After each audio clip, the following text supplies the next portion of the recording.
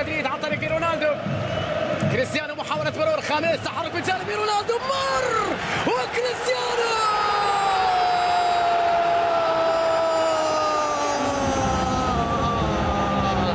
فعلها شيتشاريتو، هدف للميرينجي. الله يا خبير، الله يا خميس، والله يا رونالدو. الهدف الأول لريال مدريد في وقت قاتل من الديربي، وبعد مباراة مثيرة، وبعد دقائق عصيبة. أخيرا يا خبير، أخيرا ابتسم هذا الحظ، أخيرا ابتسم هذا الحظ.